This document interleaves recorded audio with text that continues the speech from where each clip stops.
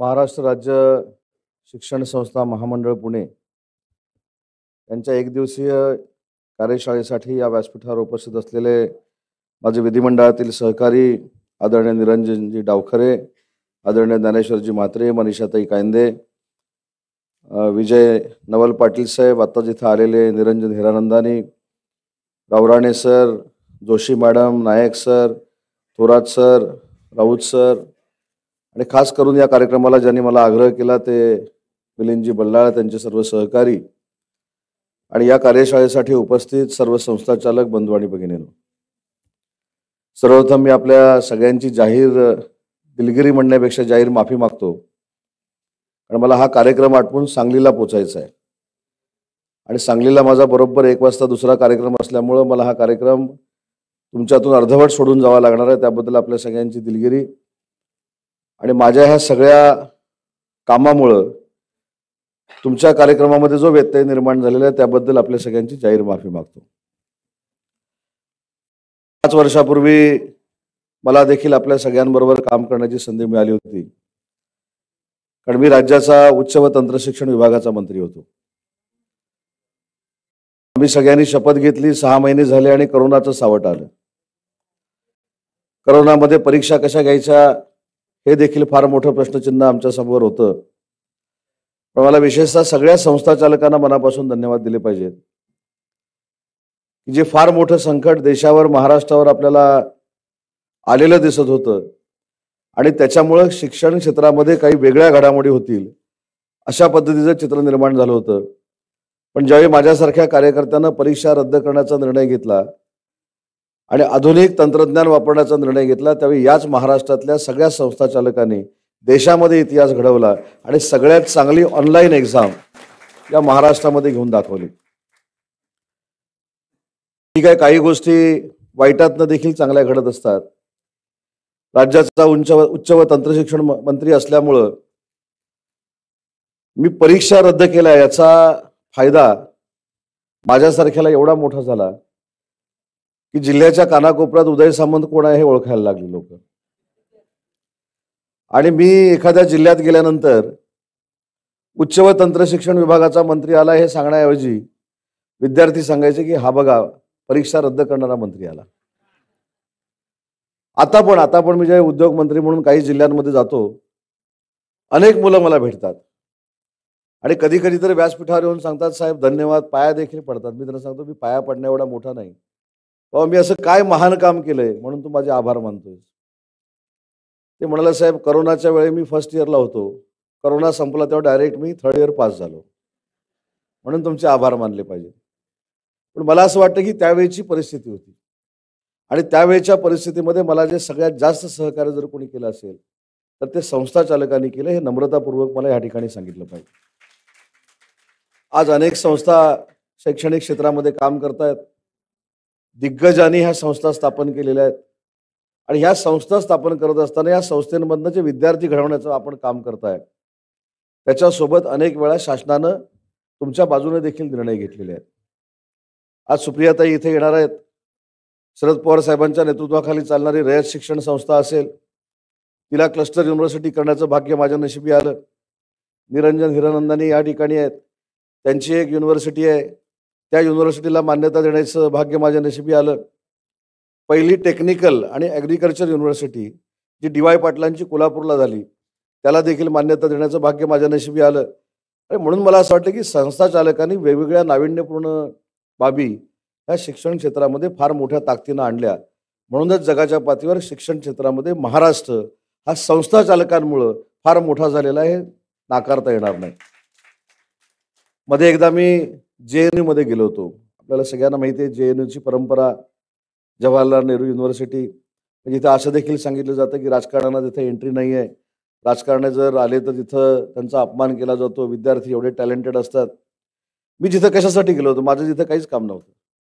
पण मी गेल्यानंतर तिथल्या कुलगुरूंना विचारलं की सगळ्या भाषांची अध्यासन केंद्र तुम्ही केलेली आहे, मग आमच्या मराठी भाषेचं अध्यासन केंद्र का नाही? आणि मला अभिमान वाटतो सांगायला की 27 तारखेला मराठी भाषा गौरव दिन होता. त्या गौरव दिनाच्या निमित्तानं निरंजनजी तिथल्या कुलगुरूंनी निर्णय घेतला की कुसुमाग्रजांच्या नावानं JNU मध्ये मराठी अध्यासन केंद्र करण्याचा निर्णय झाला, हा आपल्या दृष्टीनं आणि मराठीच्या दृष्टीनं अतिशय महत्त्वाची बाब आहे. आणि म्हणून मला असं वाटतं की अशा नाविन्यपूर्ण योजना संस्था चालकांनी देखील फार मोठ्या ताकदीनं पुढे आणल्या पाहिजेत. मी तर आजच या ठिकाणी तुमच्यावर सक्ती करणार नाही, पण आपल्याला विनंती करणार आहे की 27 तारीख, आज महाराष्ट्रामध्ये आपण राहतो, महाराष्ट्राची मातृभाषा मराठी आहे.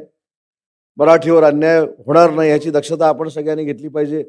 अनेक लोक मराठीवर अन्याय करू नये हे हिंदीमध्ये देखील सांगणारे आहेत. त्याच्यामुळं मराठीवर अन्याय होऊ नये हे सांगताना आपण जर मराठीत बोललं तर काय अडचण येत नाही.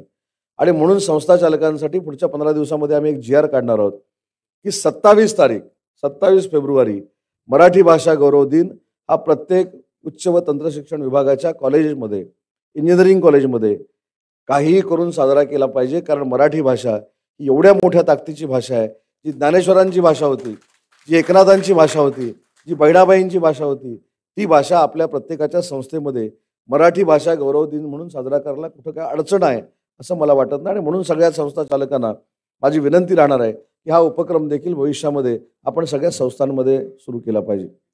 खरं तर माझ्या अगोदर प्रास्ताविक होणार होतं. त्या प्रास्ताविकातनं मला देखील कळलं असतं की नक्की तुमच्या शंका काय आहेत, शासनाकडनं तुमच्या अपेक्षा काय आहेत. पण मी पाटील साहेब आपल्याला शब्द देतो की ही बैठक झाल्यानंतर अधिवेशनाच्या कालावधीमध्ये उच्च व तंत्रशिक्षण विभागाचे मंत्री असतील, शालेय शिक्षण विभागाचे मंत्री असतील, या दोघांबरोबरही तुमच्या संघटनेची बैठक लावली जाईल. आणि तुम्हाला ज्या ज्या काही गोष्टी आवश्यक आहेत, ज्या ज्या काही नियमातल्या गोष्टी आहेत, या तुम्हाला मिळवून देण्यासाठी तुमचं वकीलपत्र आज मी स्वीकारलेलं आहे. आणि मला फी पण देऊ नका तुमचं वकीलपत्र, कारण संस्था चालकांकडनं आणि शिक्षकांकडनं फी घेणं याचे परिणाम काय होऊ शकतात हे माझ्यापेक्षा निरंजन डावखरे आणि ज्ञानेश्वर म्हात्रे चांगले सांगू शकतात. आणि म्हणून बघा, संस्थेचा कार्यक्रम आहे म्हटल्यानंतर आमच्या अगोदर अर्धा तास ते दोघेही उपस्थित आहेत. हो, माहिती आहे ना. त्याच्यामुळं तुमच्यामध्ये काय ताकद आहे ही खरं तर आम्हाला निरंजनजींनी आणि ज्ञानेश्वर म्हात्रेंनी दाखवून दिलेलं आहे. म्हणजे कदाचित तुम्ही यायला उशीर झाला असेल, परंतु कदाचित स्वागताध्यक्ष हे दोघंच आहेत असं समजून कदाचित ते पहिले आले असतील. पण संस्था चालकांच्या कार्यक्रमाला आपण जर गेलो नाही तर भविष्यामध्ये आपलं राजकीय नुकसान होऊ शकतं, हा आदरभाव देखील त्यांच्या मनामध्ये आहे. बरोबर आहे की नाही? आणि म्हणून ते दोघं अतिशय सक्षम आहेत. मी दोघांनाही विधान परिषदेमध्ये बघतो. निरंजनजी माझे पूर्वीपासूनचे मित्र आहेत, ज्ञानेश्वर देखील पूर्वीपासूनचा मित्र आहे. पण शिक्षकांचे आणि संस्थांचे प्रश्न मांडायला ते सरकारमध्ये असताना देखील मंत्र्यांबरोबर भांडतात. मनीषाताई देखील या ठिकाणी आहेत. आणि म्हणून मला असं वाटतं की तुम्ही ज्या ज्या लोकांना बोलवलंय, ज्या ज्या लोकप्रतिनिधींना बोलवलंय, हे आमदार म्हणण्यापेक्षा तुमचे सहकारी आहेत, तुमचे हितचिंतक आहेत असं समजून 3 तारखेला होणाऱ्या अधिवेशनामध्ये तुमच्या ज्या काही अडीअडचणी असतील ते मला असं वाटतं की ते मंडळामध्ये देखील मांडतील आणि तुम्हाला न्याय देण्याचा प्रयत्न करतील. शेवटी संस्था चालकांनी एक चळवळ जर निर्माण केली तर मला असं वाटतं की अजून काही प्रचंड क्रांती शैक्षणिक क्षेत्रामध्ये होऊ शकते. मला आठवतं न्यू एज्युकेशन पॉलिसी ज्यावेळी नरेंद्र मोदी साहेबांनी केंद्रातनं जाहीर केली, म्हणजे मला आश्चर्य वाटतं काही गोष्टींचं की न्यू एज्युकेशन पॉलिसी जाहीर केल्यानंतर ती पॉलिसी कशी आहे हे विचारायच्या अगोदर महाराष्ट्र शासनानं ती स्वीकारायचीच नाही असा काही लोकांनी फतवा काढला. का फतवा काढला? कोणी राग मानू नका. फतवा का काढला? तर केंद्र सरकारनं न्यू एज्युकेशन पॉलिसी जाहीर केली. मी स्वतः रघुनाथ माशेलकर साहेबांना भेटलो. रघुनाथ माशेलकर साहेबांना विनंती केली की खऱ्या अर्थाने न्यू एज्युकेशन पॉलिसी चांगली आहे की वाईट आहे? एवढं माझं काही शिक्षण झालेलं नाही, त्याच्यामुळे तुम्ही कमिटीचे अध्यक्ष व्हा, तुम्ही याच्यावर काय करायचं आम्हाला सांगा, ह्याची अंमलबजावणी करायची की नाही हे तुम्ही सांगा, त्या पद्धतीनं शासन पुढे जाईल. तुम्हाला कल्पना नसेल, रघुनाथ माशेलकर साहेबांनी केंद्र शासनाच्या सूचनेप्रमाणे महाराष्ट्राची पहिली न्यू एज्युकेशन पॉलिसी जी केली ती तर महाराष्ट्रामध्ये आपण वापरतोच आहोत.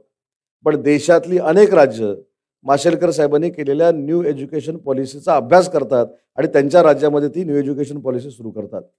पण ही न्यू एज्युकेशन पॉलिसी नुसती करून उपयोगाची नाही, तर त्याची अंमलबजावणी करणारे कोण आहात? तर अंमलबजावणी करणारे तुम्ही सगळे आहात. त्याच्यामुळे विद्यार्थ्यांना घडवण्याचं काम तुम्ही करताय आणि विद्यार्थ्यांना कशा पद्धतीनं भावी त्यांच्या आयुष्यामध्ये घडलं पाहिजे हे सांगण्याचं काम देखील तुम्ही करताय. संस्था चालकांच्या आणि शिक्षकांबद्दलचा एवढा विश्वास विद्यार्थ्यांमध्ये असतो की एखाद्या पालकानं जर सांगितलं की हे तुझं चुकतंय, तर तो पालकांना सांगतो की मला हे संस्था चालकांनी सांगितलेलं आहे, माझ्या शिक्षकांनी सांगितलेलं आहे, त्याच्यामुळे आई वडील जरी तुम्ही असला तरी तुमचं हे चुकीचं आहे, पण चुकीचं जरी सांगितलेलं असलं तरी संस्था चालकांचं आणि शिक्षकांचं बरोबर आहे अशी सांगणारी पिढी ही तुमच्यावर विश्वास ठेवते, याचं भान देखील आपल्या सगळ्यांना असलं पाहिजे. शेवटी प्रत्येकाच्या अडीअडचणी असतात, प्रत्येकाला न्याय पाहिजे असतो. राजकारणामध्ये आमच्या देखील अडीअडचणी असतात. मी ज्यावेळी मंत्री असतो त्यावेळी मला अजून त्याच्यापेक्षा काहीतरी मोठं व्हावं असं वाटत असतं. जे आमदार असतात त्यांना मंत्री व्हावं असं वाटत असतं, जे आमदार नसतात त्यांना आमदार व्हावं असं वाटत असतं. त्याच्यामुळे हे काही चूक नाही. संस्था चालकांना देखील आपण मोठं होण्यासाठी जर काय वाटत असेल आणि त्याच्यासाठी शासनाची जर मदत लागणार असेल तर संस्था चालकांच्या बाबतीमध्ये आम्ही सकारात्मक भूमिका घेतली पाहिजे. पण माझी मंत्री असतानाची देखील एक विनंती होती आणि त्याच्यामध्ये मला असं वाटतं की आमच्या आमदार महोदयांनी पुढाकार घेतला पाहिजे. काही संस्थांमध्ये, मी सगळ्याच संस्थांमध्ये असं म्हणत नाही, हे आपल्याला मान्य करावं लागेल की काही संस्थांमध्ये काहीतरी डिस्प्यूट असल्यामुळं त्याचे परिणाम हे प्राध्यापकांवर, शिक्षकांवर आणि विद्यार्थ्यांवर देखील होतात. मला असं वाटतं की ही डिस्प्यूट सोडवण्यासाठी तुम्हाला काही कोर्टामध्ये जायची आवश्यकता नाही, तुम्हाला अजून कुठं जायची आवश्यकता नाही. आमदार महोदयांनी पुढाकार घ्यावा, तुमच्या संघटनेनं पुढाकार घ्यावा आणि अशा जिथं गोष्टी चालू आहेत त्या जर बंद करून आपण समन्वयानं संपवल्या तर तो देखील अन्याय तिथल्या प्राध्यापकांवर, प्राचार्यांवर आणि तुमच्या विद्यार्थ्यांवर होणार नाही. कारण या सगळ्या सिस्टीममध्ये भरडला कोण जातो? तो विद्यार्थी भरडला जातो. आणि विद्यार्थी भरडणार नाही याची देखील दक्षता आपण सगळ्यांनी मिळून जर घेतली तर जसं मी सुरुवातीला सांगितलं की देशातली सगळ्यात चांगली यंत्रणा शिक्षणाच्या बाबतीतली जर कुठे आपल्याला बघायला मिळते ते महाराष्ट्रामध्ये बघायला मिळते आणि त्याचं कारण तुम्ही सगळे आहात. आम्ही शासकीय कॉलेजेस देखील सुरू करतो, आम्ही शासकीय शाळा देखील सुरू करतो. कालच कोणीतरी मराठी भाषेच्या निमित्तानं आमच्या सगळ्यांवर टीका केली की मराठी भाषेच्या शाळा चांगल्या पद्धतीने तुम्ही चालू शकत नाही आणि मराठी भाषा गौरव दिन तुम्ही साजरा करता. आता मला राजकीय बोलायचं नाही, परंतु मराठी शाळा सुधारण्याची संधी सगळ्यांना आली होती ना, त्यावेळी तुम्ही कुठं सुधारलं? त्याच्यावर 2.5 मिनिटं जरी मराठी शाळेवर चर्चा झाली असती तर त्यावेळी देखील मराठी शाळा सुधारल्या असत्या. मराठी शाळा सुधारण्याचं खरं काम कोणी करायचं असेल तर त्याच्यामध्ये पालकांची मानसिकता बदलली गेली पाहिजे. आज पट 20 वर आला, 10 वर आला म्हणून आम्ही दोष संस्था चालकांना देतो, प्रायव्हेट शाळेंना देतो. आम्ही जर चांगल्या पद्धतीचं इन्फ्रास्ट्रक्चर दिलं, आम्ही चांगल्या पद्धतीचं एज्युकेशन दिलं तर आम्हाला संस्था चालकांना दोष द्यायची गरजच नाही. शासकीय शाळांमध्येच विद्यार्थी येतील आणि शासकीय शाळांचा पट कमी होणार नाही. आणि म्हणून पालकांची मानसिकता आपण कशी बदलणार आहोत ही जबाबदारी निरंजनजी, ज्ञानेश्वरजी आपल्यावर आहे, ही संस्था चालकांवर नाही. आणि मग संस्था चालकांना आपण आरोपीच्या पिंजऱ्यामध्ये उभे करतो की संस्था चालकांनी आमची मुलं पळवली, संस्था चालकांमुळे आमचा पट कमी आला, हे आला. माझं मत असं आहे की ज्यावेळी आपण ह्या सगळ्या संस्था अतिशय सक्षम आहेत म्हणून त्यांच्याकडे बघतो तर शासकीय यंत्रणा देखील अतिशय चांगल्या पद्धतीनं सक्षम असली पाहिजे, यासाठी आम्ही सगळ्यांनी प्रयत्न केले पाहिजे. आणि म्हणूनच मगाशी मी सांगितलं की प्रत्येकाच्या अडीअडचणी असू शकतात आणि त्या अडीअडचणीवर मात करण्यासाठी महायुतीचं सरकार तुमच्या सोबत आहे हाच शब्द देण्यासाठी ह्या कार्यक्रमाच्या निमित्तानं इथं मी उपस्थित आहे. संस्था चालकांचे अजूनही काही प्रश्न असतील ते देखील आपण सगळ्यांनी समजून घेतले पाहिजेत. आणि अजून एक मला आलेला अनुभव कदाचित हा कोणाच्या मनाला रुचणार नाही, पण माझी विनंती आपल्याला सगळ्या संस्था चालकांना आहे की राजकारण्यांवर असा ठपका काही लोकांनी पाडून ठेवलेला आहे की आम्ही एखाद्या संस्था चालकाला जर फोन केला, बाबा या गरीब मुलाला ॲडमिशन दे, तर संस्था चालकांना असं वाटतं की काहीतरी आम्ही वेगळंच सांगतो. आमची भूमिका काय असते तर संस्था चालकांमध्ये एखादा गरीब मुलाला जर शिकवण्याची संधी आमच्या मार्फत निर्माण झाली, आम्ही बघा आम्ही राजकारणामध्ये काम करतो, आम्ही बाकी कसलंही कॅल्क्युलेशन केलं नाही तर मताचं कॅल्क्युलेशन करतो. एखाद्या माणसाला आम्ही जर ॲडमिशन द्या म्हणून सांगितली तर त्याचे परिणाम देखील काय होतात हे देखील माझ्यासारख्या कार्यकर्त्यांना अनुभवलेले आहे.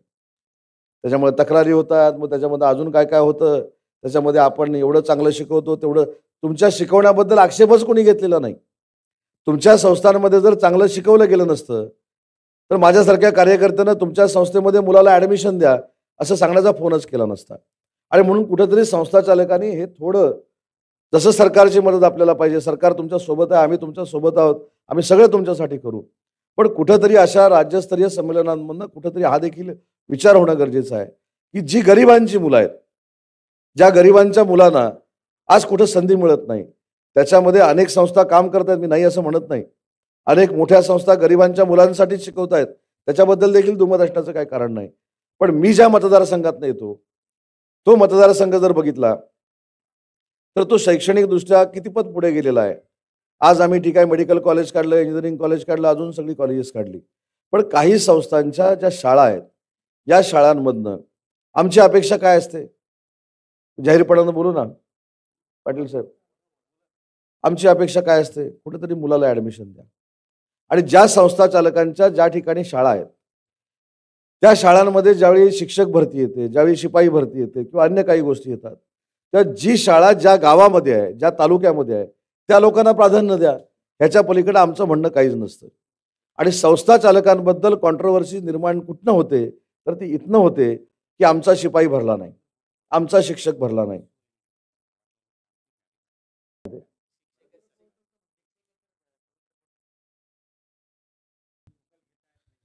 नाही नाही, ते पवित्र पोर्टल काय ते तुमचं तुम्ही बघा. मी माझी भावना सांगितली.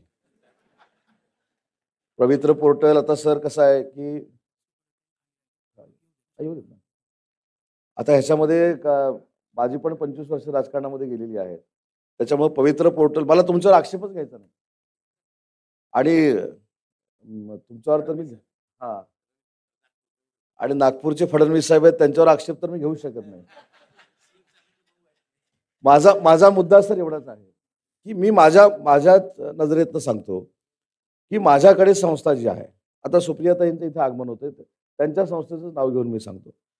शरद पवार साहेब ज्या संस्थेचे अध्यक्ष आहेत मराठा मंदिरचे, त्या शाळेमध्ये मी शिकलो. पण त्या शाळेमध्ये अशी कधी अडचण आली नाही. त्या शाळेमध्ये कधी अडचण आली नाही. मराठा मंदिरची शाळा, मी ज्या शाळेमध्ये शिकलो, ज्या माझ्या घराच्या समोर मराठी मंदिरची शाळा आहे, त्याचे अध्यक्ष शरद पवार साहेब आहेत. तिथं आधी कधी अडचण आली नाही. तुम्ही आजही त्या संस्थेमध्ये जा, माझ्या पालीच्या शाळेमध्ये जा, 90% लोक तुम्हाला त्या गावातलीच दिसतील. आमची हीच अपेक्षा आहे. त्याच्यामुळे पवित्र पोर्टल बिर्टल हे सगळं मला माहिती आहे. माझी फक्त भूमिका एवढीच आहे आणि विनंती आहे, भूमिका पण नाही. मी भूमिका किंवा जर एखादी सक्ती करायला गेलो त्याचे परिणाम काय होऊ शकतात ते मला 100% माहिती आहेत.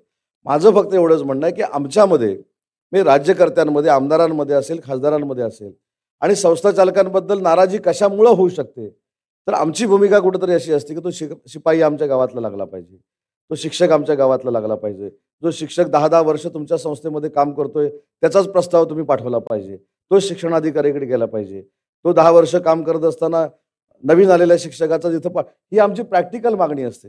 आणि त्याच्यामध्ये तुम्ही कुठेतरी शासनाशी चर्चा करून अशा पद्धतीचं होऊ शकतं का, ह्याच्यावर चर्चा करावी. मी करावा असं म्हणत नाही.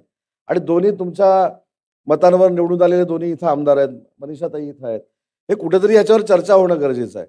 मी स्पष्टपणानं सांगतो, कुणी स्वीकारावं किंवा न स्वीकारावं, संस्थांबद्दलचा गैरसमज होण्याचं सगळ्यात मोठं कारण, किती तुम्ही चांगलं शिकवत असला तरी हेच आहे. आणि म्हणून मला असं वाटतं की जो महाराष्ट्राचा शैक्षणिक दर्जा तुम्ही अतिशय चांगल्या पद्धतीनं संस्थांच्या माध्यमातून उंचावलेला आहे, तो तसाच उंच ठेवावा, एवढीच विनंती ह्या कार्यक्रमाच्या निमित्तानं करतो. एका चांगल्या कार्यक्रमाला उपस्थित राहण्याची संधी मिलिंदजी तुम्ही मला दिलीत, त्याबद्दल तुमचे मनापासून आभार मानतो. आणि भविष्याच्या तुमच्या शैक्षणिक जडणघडणीमध्ये संस्था चालकांना ज्यावेळी काय अडीअडचणी येतील ते तुमचा सहकारी म्हणून मी तुमच्या सोबत आहे, एवढाच शब्द या कार्यक्रमाच्या निमित्तानं देतो. आणि पुन्हा एकदा आपल्या सगळ्यांना धन्यवाद देतो. तुम्ही जो आदर सत्कार केलात तो फुकट जाणार नाही आणि त्याचा पश्चाताप तुम्हाला होणार नाही, हा देखील शब्द देतो आणि माझं मनोगत संपवतो. जय हिंद, जय महाराष्ट्र.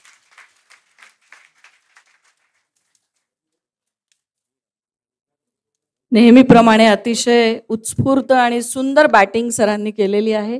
सर, इतक्या व्यस्ततेत आपण आज आलात त्याबद्दल आपले मनपूर्वक आभार. या ठिकाणी आपण माननीय खासदार सुप्रियाताई सुळे आणि विधान परिषद सुप्रियाताई सुळे यांचे या ठिकाणी आगमन होतंय 1-2 मिनिटात, आणि त्यानंतर आपण दीप प्रज्वलन करून पुढच्या कार्यक्रमाकडे वळणार आहोत.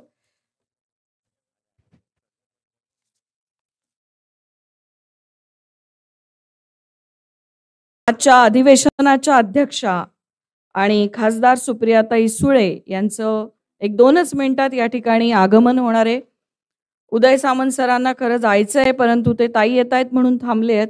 आणि त्यानंतर लगेचच आपण या मान्यवरांच्या हस्ते दीप प्रज्वलनाकडे वळणार आहोत.